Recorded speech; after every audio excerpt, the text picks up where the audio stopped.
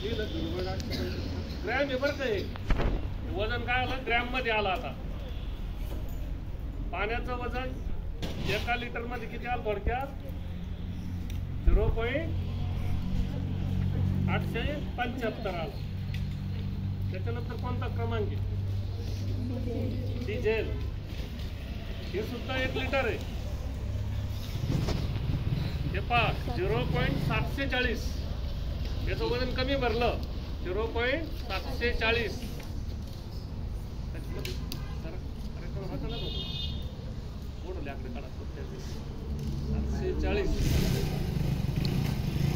Gram लिहा gram 2 पदार्थ मोजले आपण तिसरा क्रमांक कोणाचा आहे पेट्रोल 0.720 सगळे 1 लिटर आहे तरी पण त्याचे वजन कमी होऊ लागले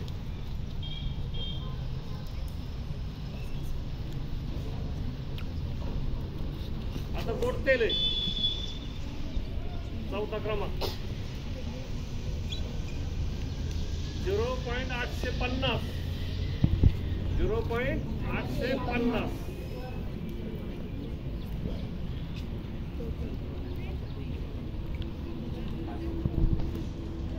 समजलं तुम्हाला सगळ्या पदार्थाचे चारही पदार्थाचे काय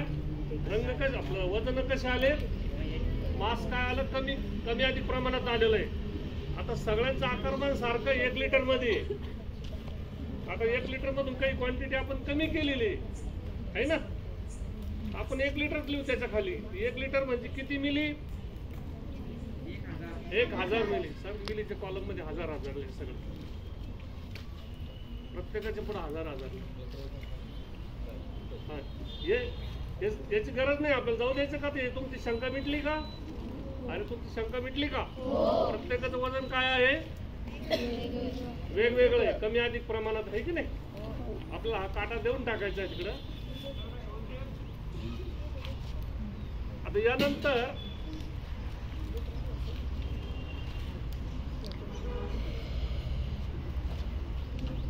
प्रत्येक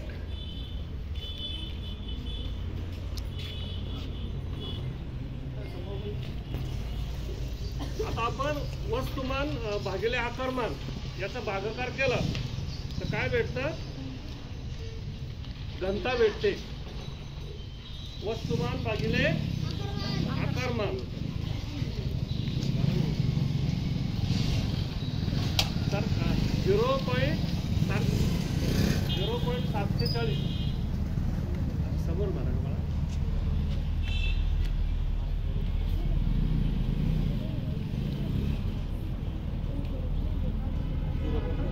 0.740 भागिले काय करतो आपण 0.740 भागिले 1000 काय 1000 आकारमान आहे 0.740 काय आहे वस्तुमान आहे वस्तुमान वजन ग्रॅम मध्ये भागी किती आला भागाकार याची घनता किती आली 0.0074 gram centimetre cube gram cubic centimetre कसं म्हणायचं घनतेचं एकक काय आहे ग्रॅम क्यूबिक सेंटीमीटर किती आली पाण्याची घनता 0.00 त्याच्यानंतर कोणाचा नंबर आहे डिझेलचं किती वस्तुमान 0.740 भागिले 1000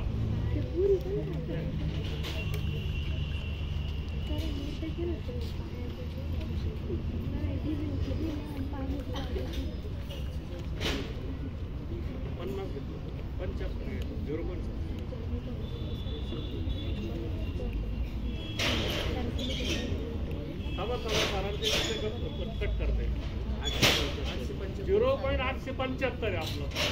पाणी भागिले 1000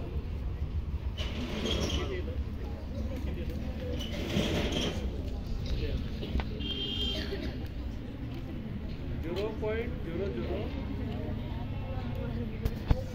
575.